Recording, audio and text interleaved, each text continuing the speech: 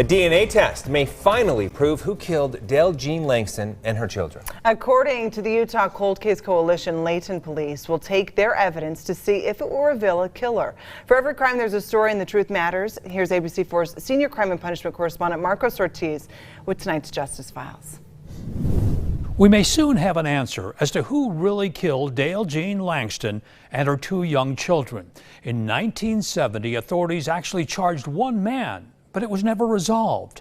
Now, a new investigation is underway.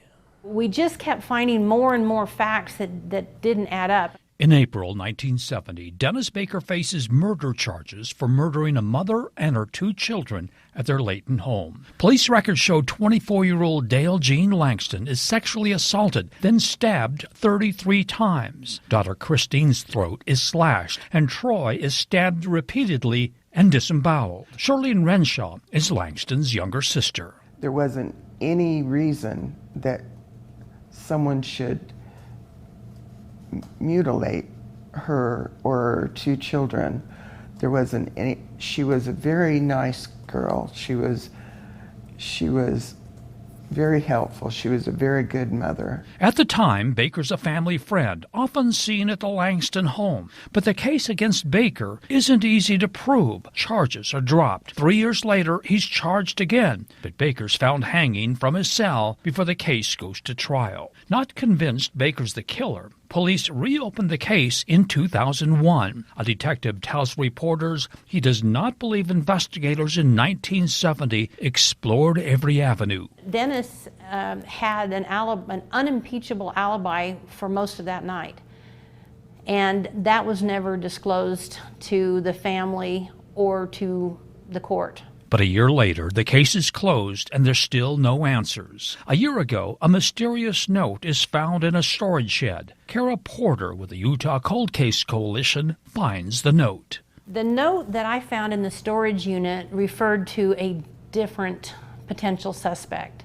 And they start gathering information from the 1970 police files and questioning witnesses from that time period. Essentially, we believe there are three potential suspects in this case. According to past news accounts, Langston's husband, Don, mingles with shady characters. Langston's mother says her daughter is afraid of a lot of Don's friends because most of them come from the pen. Shortly before this murder, Dale Jean's husband was believed to have ratted out some organized crime members that had purchased a lot of guns.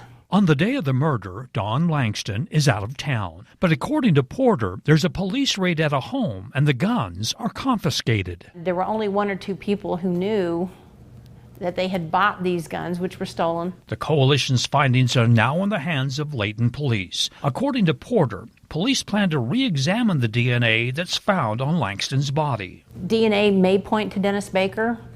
It also may point to some other individuals. For the family of Dale Jean Langston, these latest developments may soon provide answers after 51 years. It gives me a lot of hope. I wish my mother and my father were here, but that doesn't matter to them anymore. It gives me hope that there will be some answers. Calls to Layton police were not returned. As for Don Langston, he now lives in California and could not be reached for comment. For the Justice Files, Marcos Ortiz, ABC4 News.